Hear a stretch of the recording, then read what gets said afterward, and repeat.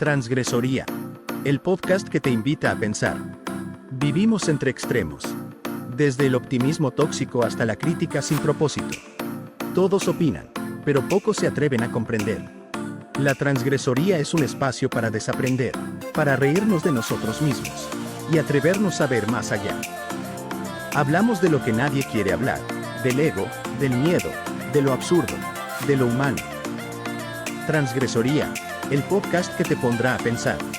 By Cahilt. Hola a todos, bienvenidos a este primer capítulo de nuestro podcast Transgresoría. En Cajil tenemos un propósito y es formar para transformar. Todo a partir de la transgresoría, nuestra filosofía de la transformación.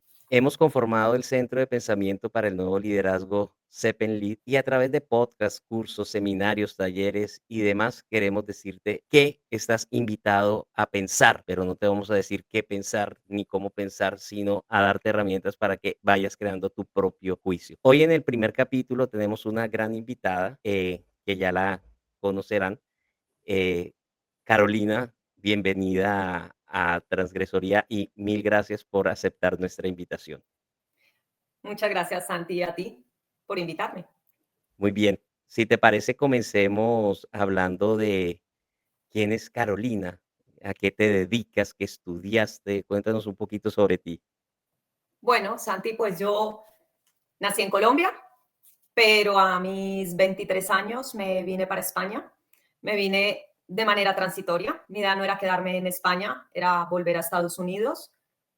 Pero una vez que yo llegué aquí, empecé a sentir una conexión súper fuerte con España y ya no me quería marchar. Yo empecé estudiando, bueno, terminé psicología, pero la realidad es que cuando yo terminé de estudiar psicología, metí el diploma en un cajón y dije, yo me dedicaría a otras cosas, menos a esto.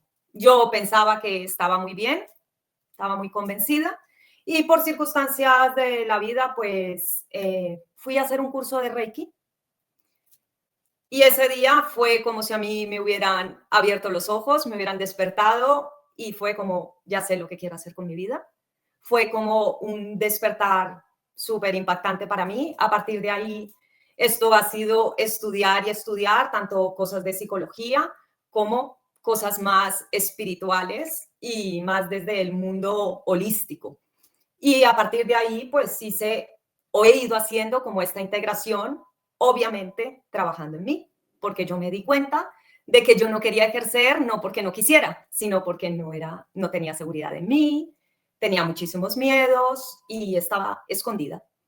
Y a raíz de todo este trabajo interno, porque todo lo que he estudiado yo siempre lo he intentado poner en práctica en mí, llevo 19 años trabajando fuertemente en mí y he visto el resultado. Yo siempre le digo a la gente que no soy ni sombra de lo que era cuando empecé con todo esto y por eso pues me encanta ayudar a las personas a hacer todo este camino de conocimiento que empiezas desde una parte muy terrenal y poco a poco pues te vas yendo ya a otra parte súper espiritual.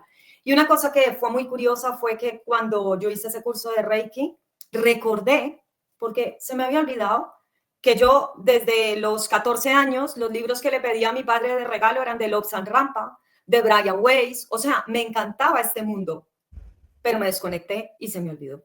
Hasta que hice ese primer nivel de Reiki y a partir de ahí no he parado y soy la persona más feliz en este mundo. Mi trabajo ha sido muy, pues, con clientes, personas directamente, y para mí es como si hubiera acabado de empezar. O sea, no me siento ni quemada, todos los días voy feliz a mi trabajo y soy feliz ayudando a las personas. Y esto Bueno, es un poquito así, brevemente, mi historia.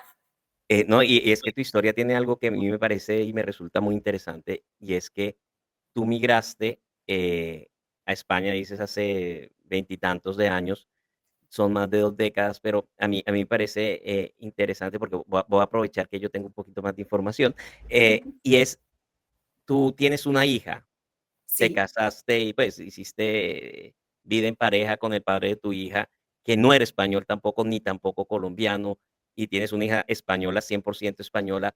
Entonces, ¿cómo ha sido ese migrar sin tener familia en España? Porque para mí hay varios tipos de migrantes, digamos. Los migrantes que se van de su país y se llevan a la mamá, a la abuela, a los tíos, se relacionan solo con personas de su mismo país y de alguna manera crean como un micro país dentro de su país, pero no se integran.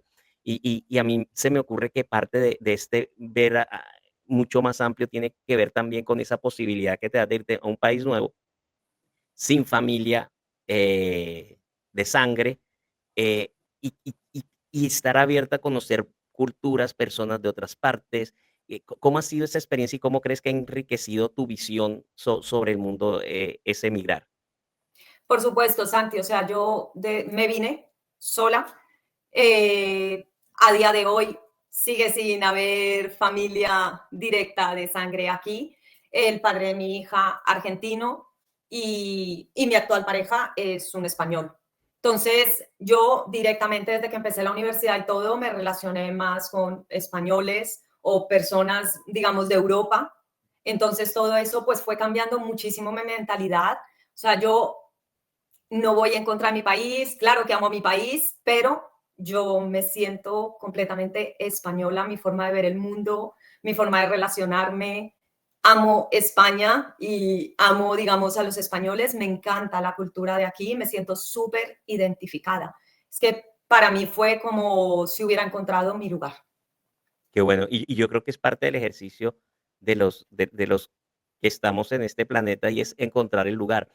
Y hablando de encontrar el lugar, tenemos que contar también que no lo dijiste, me parece absolutamente importante y poderoso y vamos a hablar de eso en esta charla y es, tú has escrito 2 libros y hace poco salió tu más reciente libro, del que hablaremos un poco más en detalle, pero de alguna forma, haciendo la analogía, el que migra busca su lugar, su espacio, cómo desarrollarse, y creo que con tus libros también nos invitas un poco a eso, a movernos de nuestro lugar, porque a veces, estamos es aquí metidos, estáticos, sin buscar otras cosas, y cuéntanos un poco cuál es ese propósito de tus libros. El propósito de mis libros es que las personas tengan como una guía, por decirlo de una manera, siempre desde la libertad. Obviamente yo nunca pienso imponer mi forma de ver el mundo, pero el primer libro, digamos que fue con herramientas más, vamos a llamarlo, terrenales, desde el ego, desde todos esos inconvenientes que nos encontramos a lo largo de nuestra evolución, a lo largo de nuestro camino, inconvenientes que yo me he encontrado, como todos esos pensamientos negativos, limitantes. Yo siempre digo que soy como una expensadora rehabilitada, ¿vale? Desde los pensamientos negativos, desde los miedos, las inseguridades, la autoestima, porque al final todo eso, digamos que no nos damos cuenta hasta que empezamos a trabajarlo concretamente o nos suceden cosas en nuestra vida que nos impulsan a buscar una solución. Entonces, el primer libro es como todos esos factores, todos esos problemas o bloqueos que nos encontramos desde los niveles de la mente, desde nuestra forma de actuar, la procrastinación, eh, las inseguridades, la autoestima y todos esos factores que sin darnos cuenta o dándonos cuenta nos bloquean conseguir nuestros objetivos. Entonces, en ese primer libro hay como muchos ejercicios prácticos para que las personas puedan ir como empezando un trabajo interno. Siempre al final yo pienso que necesitamos un apoyo, pero es una guía que puede ayudar a las personas como a reconocer, oye, pues esto me pasa, en un lenguaje muy sencillo. Y muestra como esa primera etapa de mi vida más tierra, más de trabajar sobre el ego, es decir, sobre la personalidad. Y luego ya llega pues este segundo libro, que es de la personalidad al ser, el proceso de la conexión, que es un libro mucho más profundo, habla efectivamente de otra etapa diferente en mi vida, una etapa mucho más espiritual, más profunda y de esa conexión, ¿no? Con nuestra esencia y con lo que nosotros somos. Entonces, claro, para yo poder en mi propio camino, ¿vale? Para uno poder como creer en esa parte espiritual nuestra, primero tenemos que poner al ego un poco en su lugar. Entonces, primero hay que trabajar ahí porque es difícil que el ego nos permita ver esa otra parte nuestra y confiar o entregarte de otra manera. Ahí hay algo interesante, y lo digo porque ya me leí tu libro completo. Entonces, yo creo que digamos, para ilustrar, yo no voy a hacer el spoiler del libro de ninguna manera, pero como has hablado tanto del ego, yo no sé si sea importante que podamos delimitar qué es el ego, porque para muchas personas el ego es incluso autoestima y a mí me llama mucho la atención, porque yo decía, creo que lo más lejano a la autoestima es el ego, el ego es lo más lejano al amor, porque la gente a veces ve el ego como quizá amor propio incluso, y ahí dentro de tu libro había unos puntos que me parecían importantes y es sobre la mente y el cerebro, y cómo la mente y el cerebro se encargan de alguna forma de fortalecer el ego. Entonces, no sé si nos explicas un poco eso de la mente y el cerebro, porque para muchos somos mente y cerebro, pero esa parte del alma, del espíritu, no sé cómo quiera cada uno llamarlo, es algo diferente a la mente y el cerebro. Y sería interesante que nos cuentes un poco finalmente qué es el ego y cómo se alimenta el ego.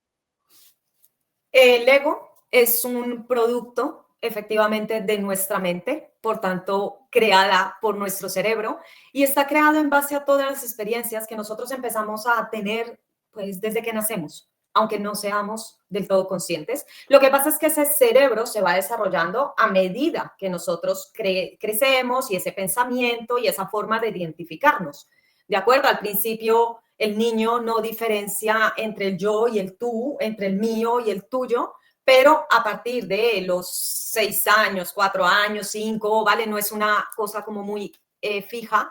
Empiezas poco a poco a diferenciar entre el tú, el mío, a diferenciarse y a partir de ahí, con todas estas experiencias, según como el niño va percibiendo el entorno a sus cuidadores, va generando una personalidad para protegerse de esas vivencias que desde la mente del niño no es capaz de gestionarlas como un adulto. Yo siempre digo que el niño no piensa como el adulto, siente, siente. Entonces, muchas veces cuando yo hago el trabajo con las personas de los padres y todas estas heridas que nos han causado, siempre digo que no es para ponerlos en un lugar de juicio o acusarles de nada, es porque al final no se trata de lo que ellos hicieron en concreto, sino de lo que el niño percibió.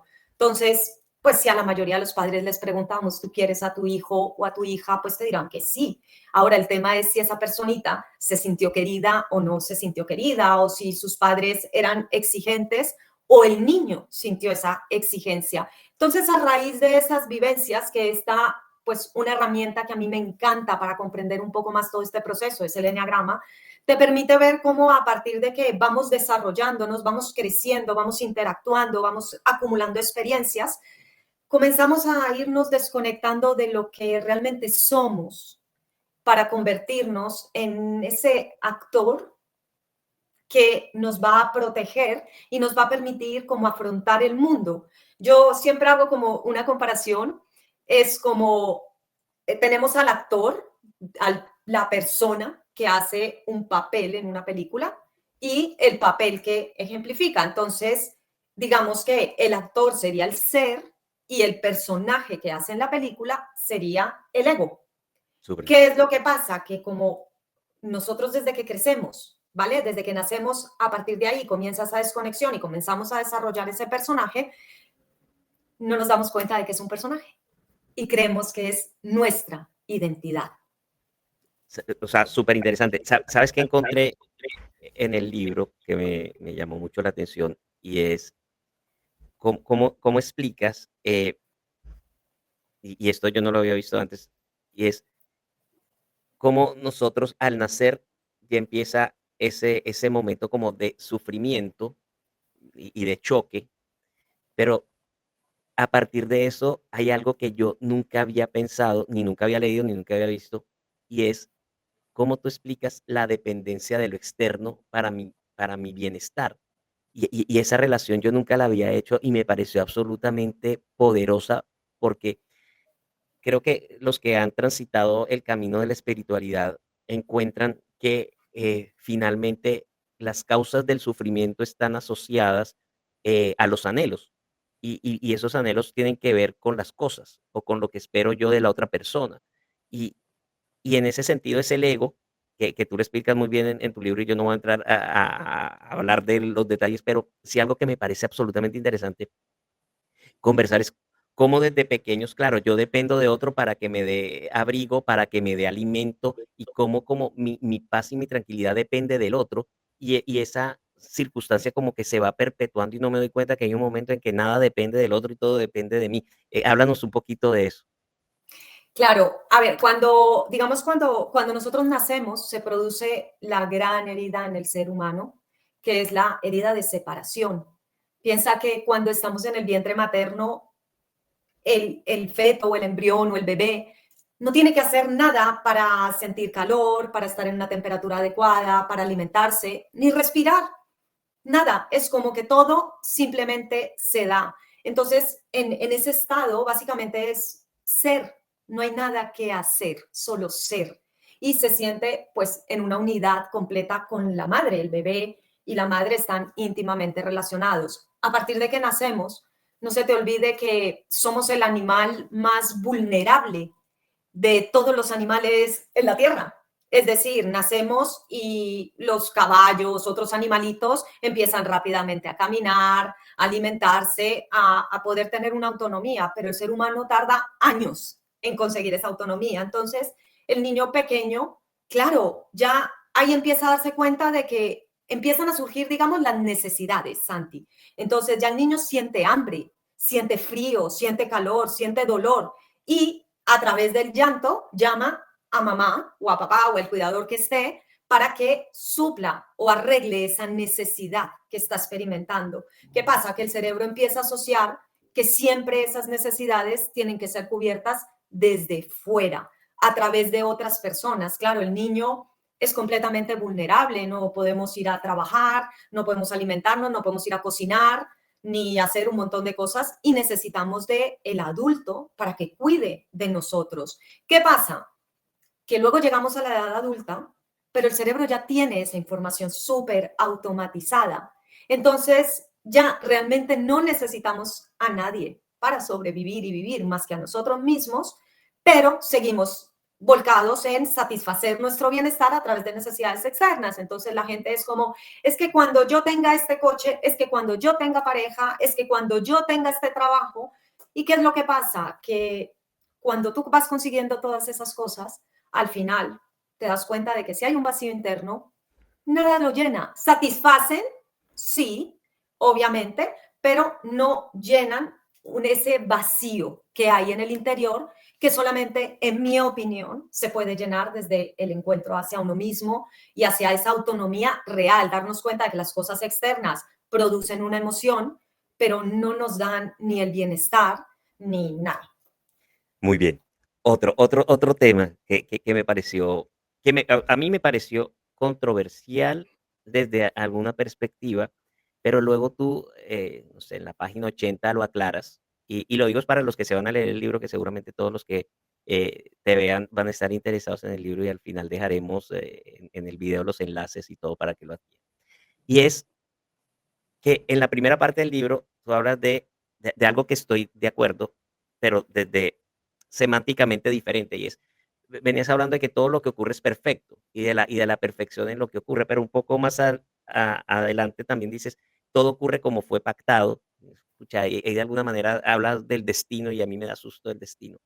Eh, pero luego llegas a un punto en el que explicas que realmente eso de perfección, porque digamos, cuando uno lo lee y dice perfección y todo lo que ocurre es perfecto, seguramente el que tiene una pérdida gigante, dice, "Ah, perfecto, no sé qué tanto, no me entraría como muy fluidito el perfecto, pero luego lo explicas como algo que tiene que ocurrir y va a ocurrir como tiene que ocurrir porque así debería ocurrir. Entonces quisiera un poco que nos hablaras de eso en función de que es más un tema de aceptación. Cuando uno acepta la realidad y las cosas son como son, es decir, perdí el vuelo, hay trancón. Yo recuerdo hace unos años, muchos años, como 14 creo, que me partí tibia y peroné y la gente pensaba que yo estaba esguinzado y tenía 4 fracturas. Y yo nada más pensaba en que yo no perdí la pierna, en que no fue tan grave, en que pues eso lo curarán y ya camino. Entonces todo el mundo decía, que no estaba como en el shock de me volví nada la pierna, no, porque hay pierna todavía. Y en ese sentido es como acepto esto y lo acepto porque pudo ser peor, Y creo que ese es un punto clave de por qué sufrimos, porque no aceptamos esa realidad. Y quisiera que nos hablaras un poco de eso. Perfecto. Entonces, volvemos a nuestro amigo el ego. Y el ego, claro, el ego lucha constantemente porque la realidad se ajuste a sus expectativas, a sus creencias. Entonces, el ego asume que algo es perfecto porque encaja perfectamente en su patrón, en su idea de lo que es la perfección. Pero claro, digamos que desde el mundo más espiritual, la perfección no es que las cosas sean como nosotros pretendemos que sean, sino esto que tú dices, es la aceptación. El mayor problema del ser humano, y los budistas hablan mucho de esto, es esa lucha contra lo que es, contra la realidad. El ser humano se empeña en que las cosas se ajusten a su forma de ver el mundo. La aceptación no es decir, ay, qué bien que me ha pasado esto. Que, por ejemplo, el caso que tú contabas, ay, qué bien, he tenido este accidente, todo es perfecto y maravilloso. No, no, la aceptación tú puedes decir, oye, no me gusta haber tenido este accidente, claro que no me gusta tener que tener esta recuperación, pero ¿de qué me sirve luchar? Si está sucediendo, que el problema del ego frente a la perfección es una lucha, siempre luchando contra lo que es, porque me gustaría que mi jefe sea diferente, me gustaría que mi pareja sea diferente, me gustaría yo ser diferente, y es como, ok, pero vamos a ajustarnos a la realidad. ¿Qué está sucediendo? Y en base a lo que está sucediendo, es como transito esto de la mejor manera posible. Porque al final, cuando tú entras, la aceptación es un proceso, no es una cosa que se hace de un día para otro. Tú tienes que ir procesando desde que vives, digamos, la situación y se genera el estímulo hasta que tú consigues aceptar, pasas por un proceso. Entonces, la aceptación es decir, vale, esto que está sucediendo no me gusta. Entonces, ¿qué puedo hacer para transitar por esta situación de la mejor manera posible? Pero Santi, ¿sabes qué es lo peor? Que la gente lucha incluso por las cosas positivas. Es decir, tú estás de vacaciones y cuando les quedan 3 días para que se acaben las vacaciones, empieza la lucha. Jo, es que ya se va a acabar, es que no quiero que se acabe. ¿Y sabes qué pasa? Que te perdiste esos 3 días de vacaciones sufriendo por algo que por más que luches va a suceder. Es decir, tus vacaciones se van a acabar. ¿No será mejor vivir el presente y disfrutar ese momento? Y aquí es donde hablamos de la perfección. Esa es la perfección. Yo creo que ahí tocas otro tema que me parece súper importante, que a muchos nos ha costado entender. Tú lo mencionas con otro término, pero al final es lo mismo y es la impermanencia. Yo creo que en la medida en que entendamos la impermanencia, que ya tú nos hablarás un poco más de esto, pero al final nada es eterno en el mundo, como la canción, pero tiene que ver con que efectivamente ni lo bueno es eterno, las vacaciones no son eternas, ni el momento difícil con el jefe o con una persona dentro del trabajo tampoco es eterno. O sea, y parte de la aceptación de lo que tú decías del presente es, esto es hoy, pero no va a ser mañana, ni lo bueno ni lo malo, porque a veces también queremos que se perpetúe lo bueno eternamente y háblanos un poquito de eso, de la impermanencia, que me parece que es un concepto que está en tu libro que es importante mencionar. Sí, correcto. Es algo de lo que hablan muchísimo los budistas. El ego lucha constantemente porque todo se mantenga estable, permanente, pero es que realmente la única realidad que existe es que todo cambia. Nosotros vivimos ciclos, como tú decías, ni vivimos ciclos maravillosos y fantásticos siempre, ni ciclos de dolor constante. Entonces, todo cambia, nosotros cambiamos. La persona que somos hoy no fuimos ayer ni vamos a ser mañana. Cada experiencia que nosotros vivimos cambia nuestra realidad, nuestra forma de afrontar las cosas. Y precisamente esta lucha contra la impermanencia, buscando esa permanencia de todo, que las relaciones sean iguales como desde el minuto uno que iniciaron, sentirme igual en el trabajo desde que empecé, en fin, todo esto hace que aparezca una palabrita muy interesante que se llama el sufrimiento. Porque el dolor es inherente al ser humano y cada vez que hay una pérdida, puede ser de una persona, de un trabajo, oye, o de tu propio ego, cuando van muriendo características tuyas a través de la sanación, por ejemplo. Entonces, el dolor es de parte del duelo. todo lo que cambia en nuestra vida y nos genera pues esa emoción, digamos, de tristeza, miedo, hay que transitarlas. El problema viene con el sufrimiento, porque el sufrimiento sí es una elección del ser humano. ¿Y por qué sufrimos? Porque luchamos contra el dolor. No quiero pasar esta situación, no quiero que esto sea así, no quiero que mi pareja sea así, no quiero que mi jefe sea así. Y lo único que estás haciendo, como le digo siempre a mi gente cuando viene a consulta, digo, estás perdiendo el tiempo y energía, porque tu jefe, por más que tú digas que no quieres que sea así, va a seguir siendo así. Si tú coges y dices, ok, me duele esto, ¿qué puedo hacer con esto? ¿Qué puedo hacer por mí?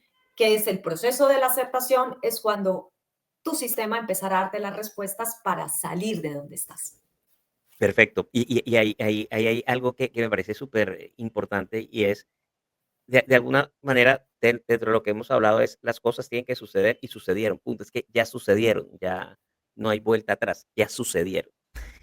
Y ese es como un primer ejercicio.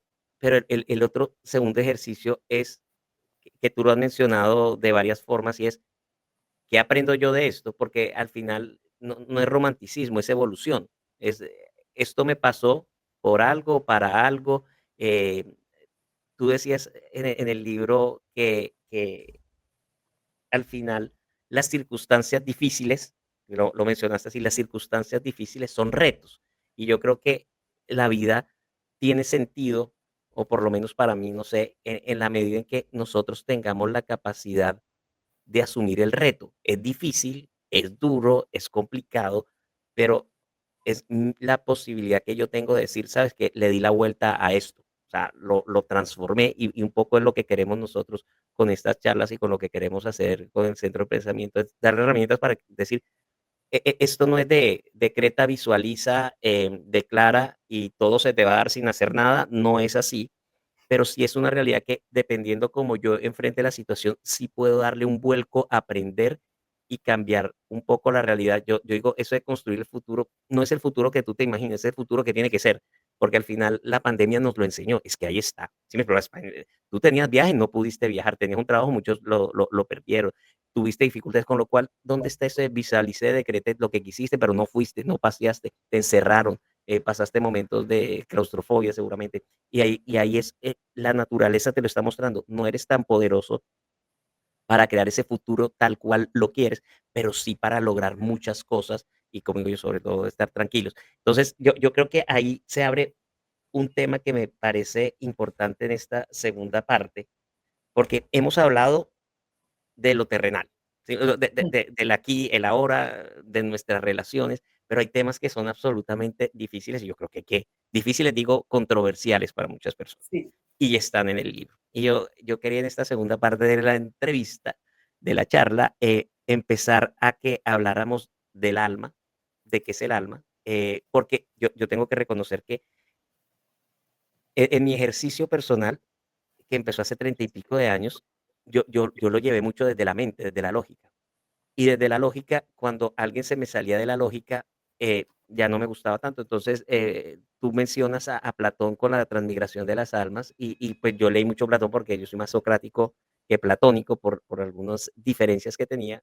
En ese momento de la vida era sobre todo la religión y la religión católica es muy platónica, en esencia. Entonces yo dije, pucha, esto se parece más a la religión que a lo que yo pienso, pero en ese deambular sí encontré que el alma existe y sí encontré cosas relativas al alma. Entonces, yo quisiera que nos hablaras tú un poco, ¿qué es el alma? Y a partir de eso ahí vendrán muchas más conversaciones, pero empecemos ya a poner sobre la mesa ese tema que es complejo, porque desde la lógica de afrontar la vida es fácil, pero cuando la gente se le mete uno con el alma, ya todo el mundo se pone nerviosito. Entonces, si quieres, empecemos por ahí. ¿Qué es el alma, Caro? Correcto. A ver, claro, piensa que nosotros vivimos en una sociedad dominada por el ego, el que nos dice que lo que existe es lo que vemos. Es decir, estos personajes con la ilusión de la separación, la dualidad y todo eso. Ese ego ha cogido tanto, tanto, tanto las riendas de nuestra vida que nos olvidamos de que es solo el personaje de la película, pero no es el actor real, ¿no? El alma es un concepto, ¿vale? Pero es nuestra esencia, es lo que está dentro de nosotros. Eh, yo siempre digo, Santi, que porque no hayan métodos científicos occidentales, por decirlo de una manera, para demostrar la existencia del alma o nuestra parte espiritual, pues en mi opinión no quiere decir que no exista. Es decir, en su momento se pensaba que la Tierra era el centro y que el Sol giraba alrededor, ¿vale? ¿Por qué pensaban eso? Porque no se había podido demostrar de otra manera. De repente aparece la teoría y se demuestra que no, que el centro del sistema solar no es la Tierra, es el Sol.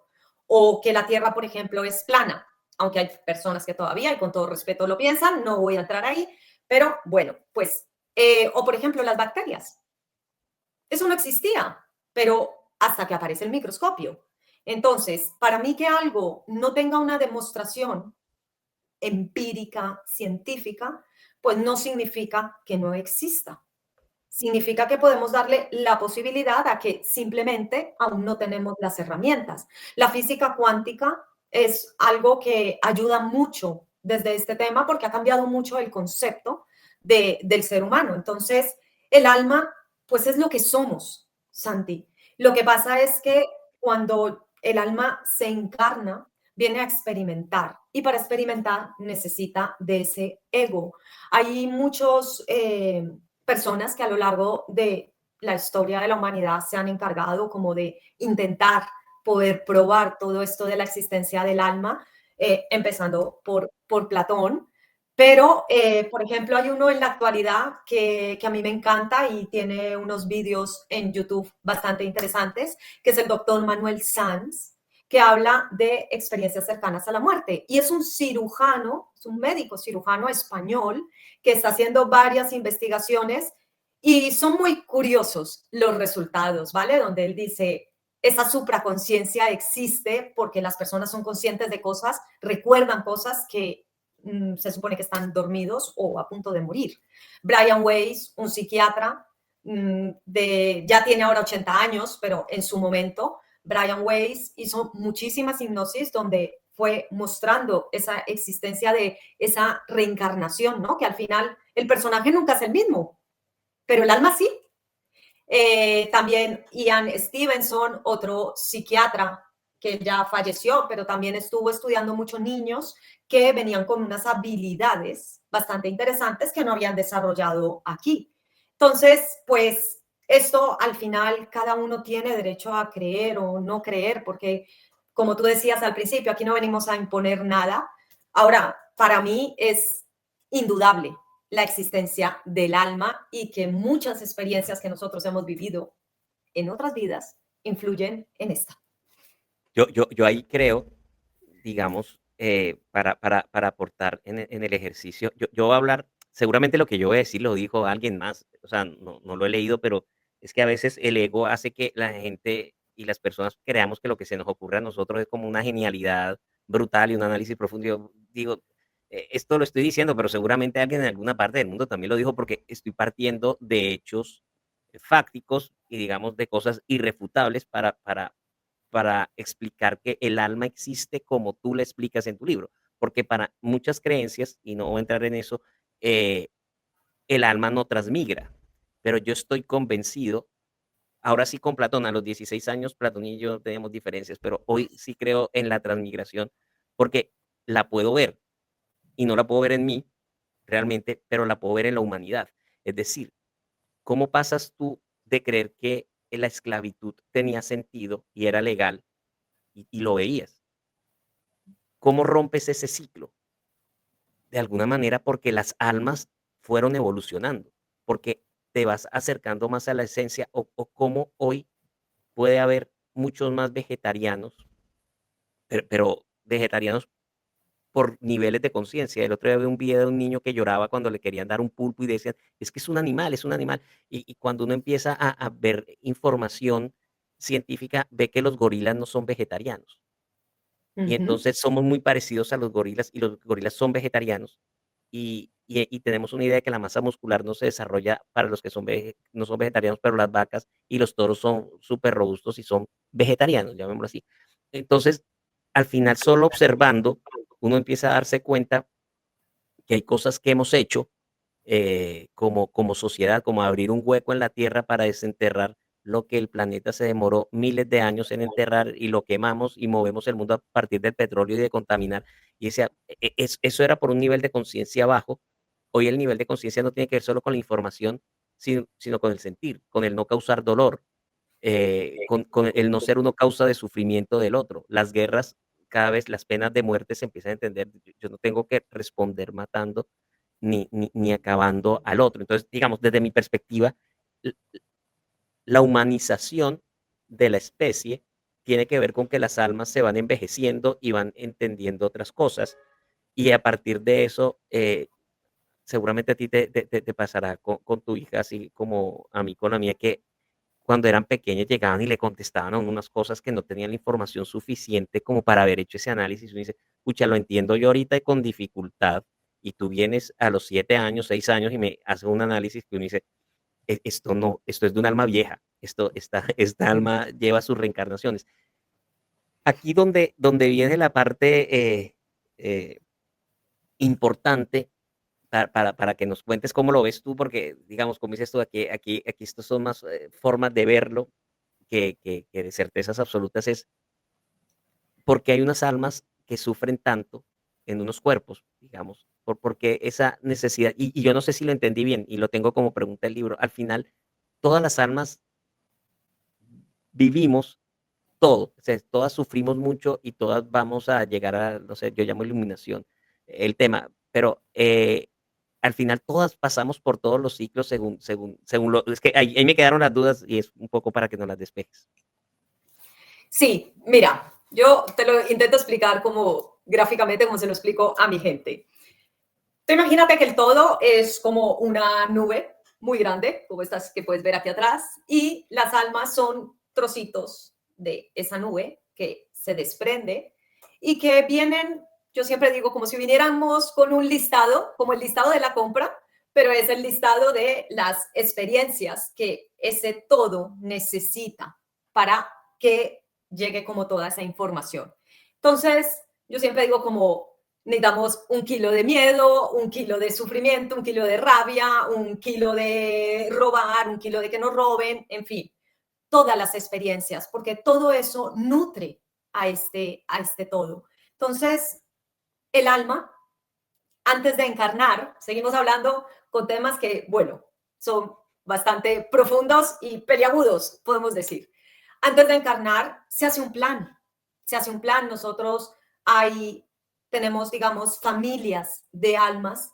Familias se refieren a almas que suelen compartir muchas encarnaciones en las que nos vamos rotando los roles para poder ir experimentando todos los roles. O sea, en definitiva, el alma no es tanto que venga a aprender lecciones, viene a experimentar cómo se siente ser padre, cómo se siente ser hijo, cómo se siente cuando tienes salud, cómo se siente cuando tienes dinero, cómo se siente la pobreza, en fin, ¿vale? Todas esas experiencias. Entonces, el alma, junto con nuestros guías espirituales, que son seres de luz, planifica qué quiere venir a experimentar y elige a los personajes que quiere en su vida para experimentar todo eso que se ha propuesto.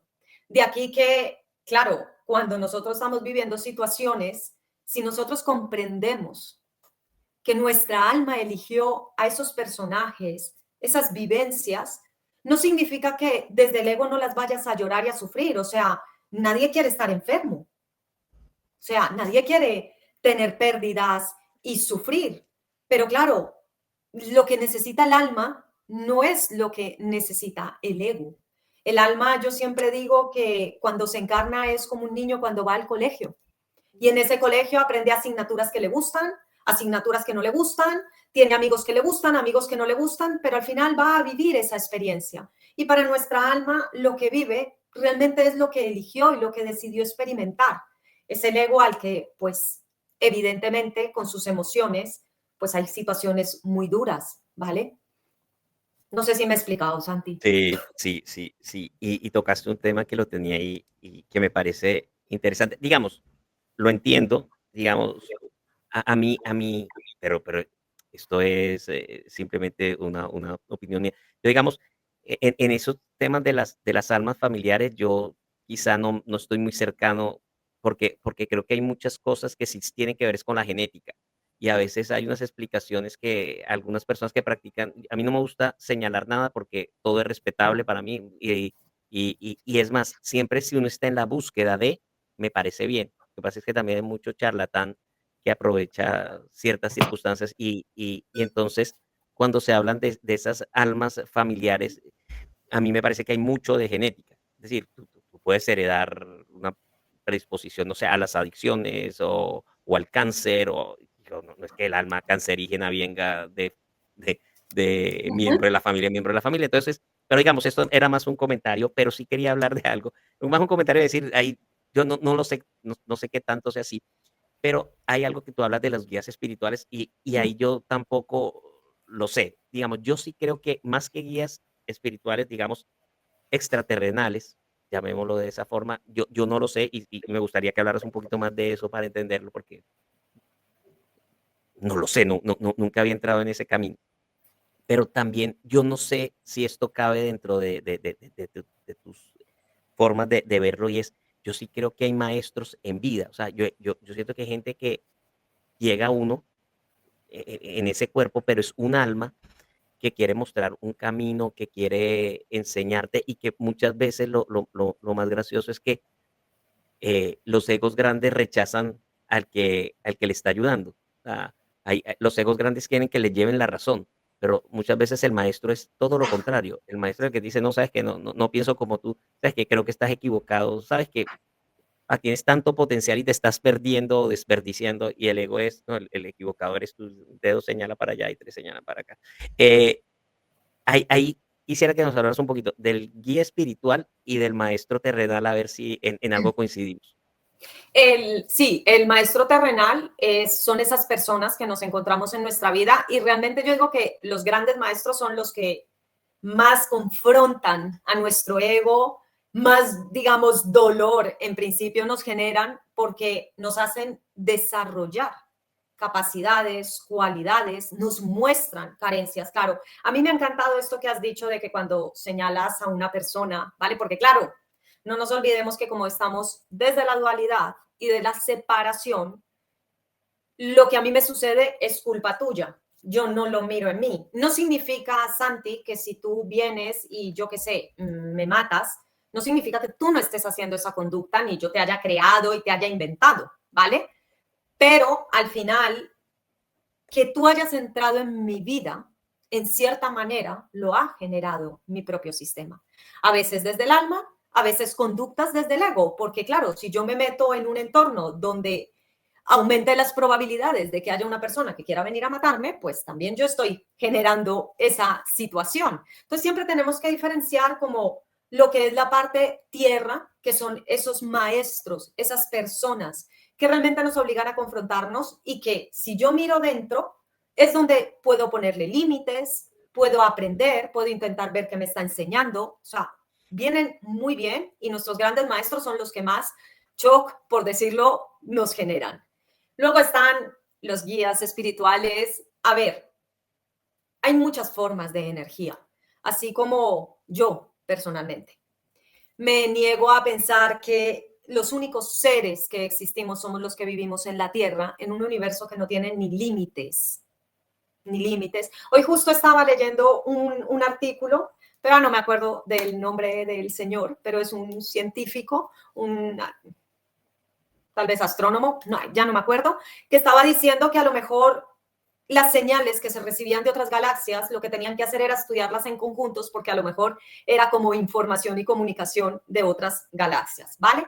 Entonces, yo no voy a entrar en esto, pero lo que sí digo es, en un universo que no tiene límites, que cada vez vamos descubriendo que hay más galaxias, más soles, más historias y pensamos que lo único que existe es este planetita chiquitito que es la Tierra, pues también existen otras energías. Todo esto es muy personal, Santi, ¿vale? Y yo sí he sentido esas energías, conecto con esas energías. Es más, uno de mis guías es quien me ha ayudado a escribir este libro y me ha dado muchísima información que yo no tenía tan clara. Me ayuda a entender un montón de cosas, ¿vale?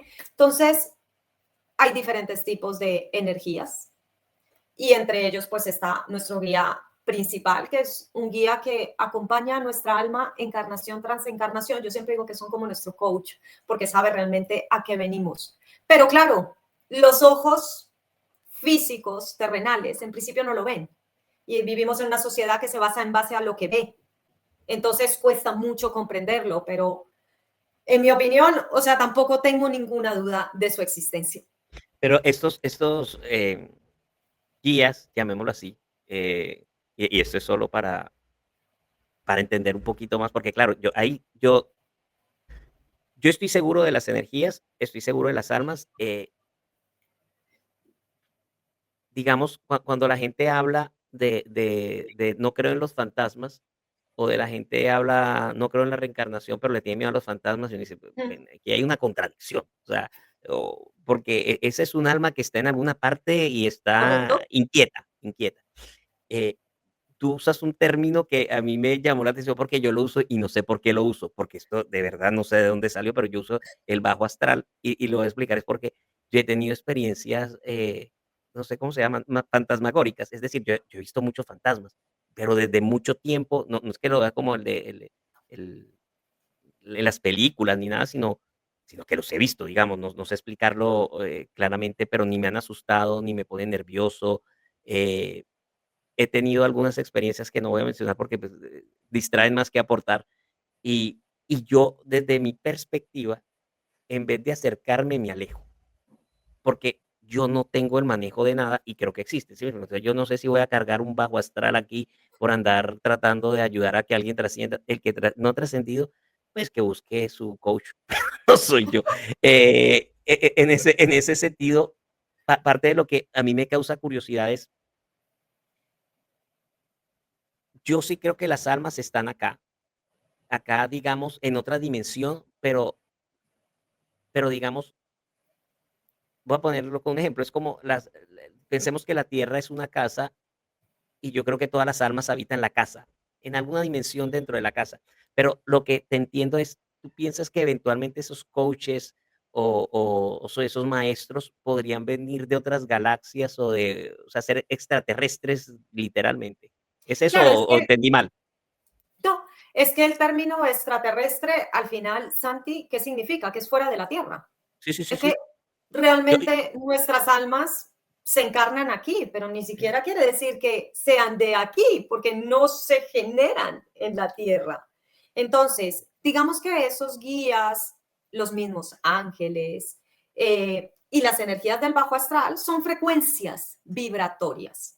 Digamos que en una línea tenemos los seres de luz que estarían ahí, los guías, los maestros espirituales, los ángeles, que son energías que vibran en una frecuencia muy elevada, con la que normalmente conectamos cuando nosotros estamos vibrando en emociones que elevan nuestra frecuencia, compasión, amor, bondad, alegría. Y luego tenemos el otro plano, que es el que tú hablabas, el bajo astral.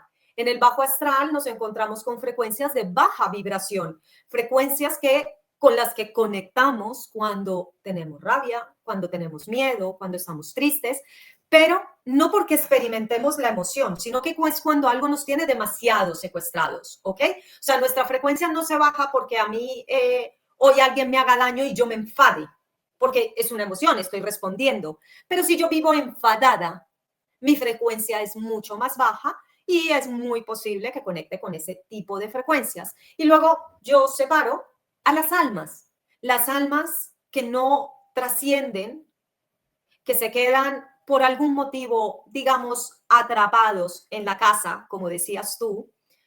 Realmente no es que quieran hacernos daño, no es ese pánico que nos meten en las películas. Necesitan ayuda.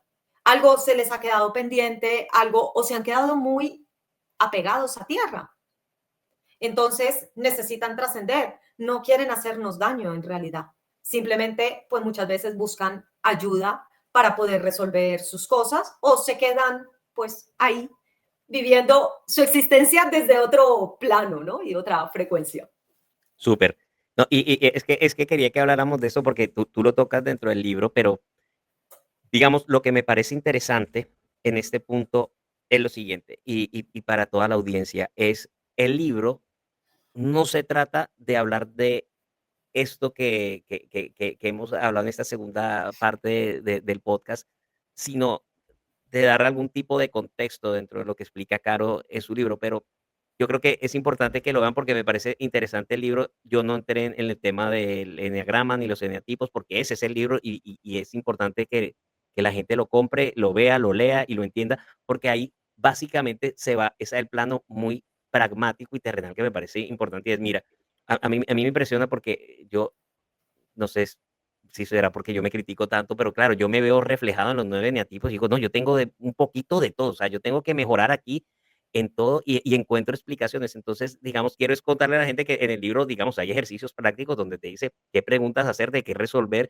qué cosas preguntarte, cómo practicarlo. Es un libro para tomar acción, digamos, para que no se vaya nadie a distraer con nuestras conversaciones eh, espirituales sí, sino que es un libro pragmático, o sea, con explicaciones del por qué desde la visión de Caro suceden, pero esto tú lo dices en el libro, mira, esto lo puedes mirar desde lo espiritual o desde la psicología.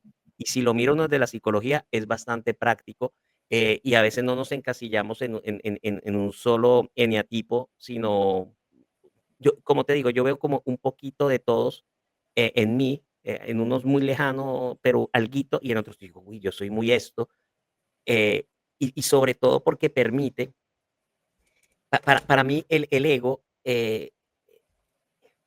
tiene un caldo de cultivo que es la mente, porque uno al final, y esto es una complejidad que voy a dejar aquí en la conversación, es uno al final no sabe si el problema es real o el problema es del ego.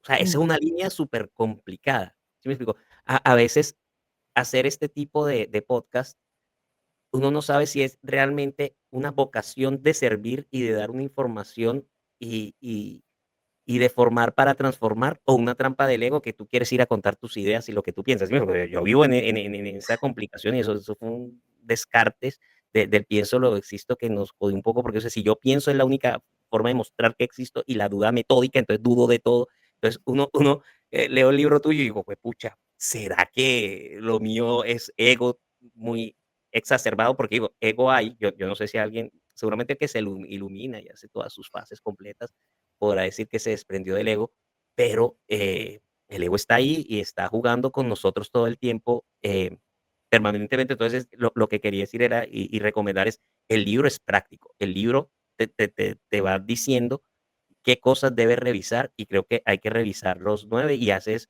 después algo muy superficial que de pronto buscaremos otro espacio para hablarlo y es el tema de los chakras y los eneatipos. Ahí me perdí un poquito porque pues yo no sé dónde queda el plexo solar, ni el tercer ojo, ni nada. Entonces yo decía, pucha, pero este es el primero, el segundo. O sea, lo mío ya era más de orden en el cuerpo que no me ubicaba.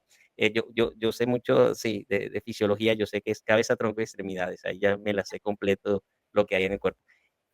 Y quería decirte, para ir cerrando, ¿qué crees que no se nos quedó por preguntarte o por contar o que quieras agregar?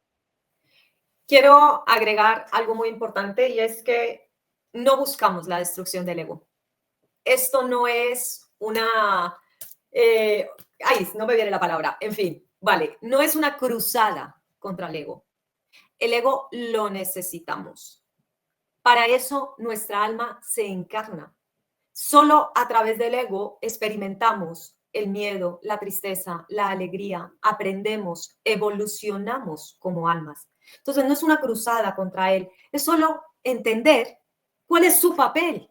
Yo siempre digo que es conseguir que el ego conduzca el coche para llevarte al viaje, pero sea tu alma la que diga, tenemos que ir hacia allí, porque es la que realmente sabe hacia dónde tenemos que ir. Entonces, en el libro no se busca convencer a nadie ni cambiar ideas, simplemente es entender cómo podemos pasar de ese ego, de esa personalidad, al ser, pero sin destruir. Los dos se necesitan mutuamente. Sin ego, o sea, lo que tú decías de alguien muy evolucionado, o sea, la verdadera evolución, Santi, en mi opinión, se ve en la vida diaria y cotidiana, cuando yo soy capaz de reaccionar con compasión frente a alguien que me daña. A mí no me vale el irme a una montaña, a vivir sola en una casa y a decir, soy súper elevada, no siento ninguna emoción. No, a eso no venimos. Si el alma quisiera experimentar eso, no se encarna, porque ahí estamos en no siento ninguna emoción. Así que para mí una persona, desde mi opinión, evolucionada es la persona que sabe vivir en la jungla o en lo que en el budismo llaman el samsara, que es la tierra, desde la visión del alma, la compasión, la unidad, el valor, el amor incondicional. Para mí eso es la verdadera evolución, no aislarte y no sentir emociones. Yo siempre se lo digo a mi gente, hay que sentir las emociones, hay que vivir en tierra, hay que disfrutar de esta experiencia, pero sin olvidarnos de que hay algo mucho más allá que esta experiencia y que nuestra alma ha vivido tantas cosas que realmente lo que vive ahora no es muy horrible para el alma. Para el ego y el personaje sí, y se viven cosas, pero precisamente es a lo que venimos. Entonces, no vamos en contra de nuestro ego, vamos a decirle, tú sirves para esto y tú, que es el alma, sirve para lo otro. Y los dos juntos, en una integración, nos hacen sentir en unidad. Es integrar la luz y la sombra, es integrar tierra y espíritu. Y ese es el trabajo. Ese es el trabajo, no es para que la gente deje de desear cosas materiales, no es para que la gente no quiera vivir experiencias, no, pero vivirlas desde otro lado, no para llenar vacíos. Súper, Caro, súper claro y me acordaba algo cuando hablabas y es, eh, al final es mucho más sencillo de lo que la gente piensa. Me causó mucha curiosidad porque el libro tuyo me lo leí como en 2 semanas, digamos, iba leyendo de a pedazos y con alguien estaba hablando y por alguna razón, le decía: "Mira, es que si tú cambias simplemente pequeñas cosas de tu vida, la vida empieza a mejorar, porque no nos damos cuenta por ejemplo, la alimentación, qué información le entrega al cuerpo. La alimentación es información y depende de lo que tú consumas, le das información. El descanso es importante, lo que consumes, o sea, entre oír personas peleando en un reality, odiándose y escuchar a este psiquiatra que tú mencionabas hablando sobre la meditación y el estudio de Berkeley, donde explica los beneficios de la meditación, pues es la misma hora gastada en otro tipo de información y tu mente se predispone a otras cosas. Pero a donde yo era, me da mucha risa porque me faltaban, no sé, 10 hojas de tu libro y cuando llego empiezas tú a mencionar casi que en orden lo que yo había dicho y ahí es donde digo, esta información es universal, la lógica es conciencia y la conciencia es una lógica que va funcionando y digamos que para todos los que nos están oyendo y para los que no también, porque en el universo quedará la información, vamos a hacer un curso ya, Caro muy juiciosamente hizo el curso, es un curso en línea que vamos a tener en la plataforma, que lo pondremos en el enlace también del video y también los enlaces para que compren tus 2 cursos y toda la información tuya para que te contacten, porque, digamos, esto es una charla, esto no es un curso, esto es simplemente conversar de cosas, pero Caro es la experta y creo que ese es un camino súper interesante. Yo creo que con el curso y con los libros tuyos la gente va a poder empezar a tener esa conversación y es, como digo yo, tómalo, déjalo, pero entiende que hay otras formas de ver la vida, de estar tranquilos, y esto no tiene que ver, porque me da mucha risa la gente, y tú lo acabas de decir, me gustó mucho por eso, la gente piensa que el que es espiritual anda en chancletas y vendiendo incienso, pucha, o sea, y que la plata no le importa y que no hace negocio y que no cobra por la consulta. Caro cobra por el libro, por el curso y por las consultas. Eso, Correcto. eso es así. Pero no es su objetivo de vida, no es el fin conseguir plata, sino que es la consecuencia de un servicio como cualquier otro. Entonces, ahí están todas las recomendaciones. ¿Algo más que quieras decir, Caro, antes de despedirnos? Pues que yo lo que busco, mi objetivo es que a mí me cambió muchísimo mi vida y lo que invito a las personas es a que puedan hacer ese camino porque estoy segura de que no se van a arrepentir. No se van a Así es. arrepentir. Es mejorar al fin y al cabo. Así que, y yo amo lo que hago, así que aquí estoy a la disposición. Mil gracias, Caro. Gracias por aceptar la invitación. Sé y estoy seguro que nos veremos en muchas más oportunidades y creo que ese es el camino de todos, digamos, estamos unidos aquí con un propósito y es que finalmente la humanidad sea mejor, seamos mejores seres humanos, más respetuosos, compasivos, amorosos. Hoy la ciencia lo está haciendo. O sea, hay un libro que se llama El caso de negocio de la amabilidad. Entonces, la academia está tomando muchos elementos para contarlos a aquellos que le dicen algo espiritual y se asustan, a contarlos de diferentes formas, pero al final de fondo está todo y es ese, llamémoslo despertar de conciencia, que no es más sino ver un poquito afuera de lo que las redes sociales mayoritariamente venden, porque hay de todo en las redes sociales, hay de todo en YouTube, pero lo que más se ve es lo que menos sirve en el fondo, que a mí no me parece Correcto. ni que cause daño, digamos, nos deja ver qué hay en el mundo, lo que tú dices, vivir en la jungla. O sea, no nos podemos ocultar al reggaetón ni a nada, me parece que cada uno tiene su gracia, digamos, o sea, me parece bien. Bueno, Caro, mil y mil gracias y nos veremos en otro capítulo y muchas gracias a los que vieron este video hasta acá y lo que todo el mundo recomienda, seguirnos en las redes sociales, darle like, compartir si quieren y nos vemos pronto. Chao, Caro. Gracias a ti, Santi. Feliz tarde. Chao. Transgresoría. El podcast by Cahill. Suscríbete y nos vemos en el próximo episodio.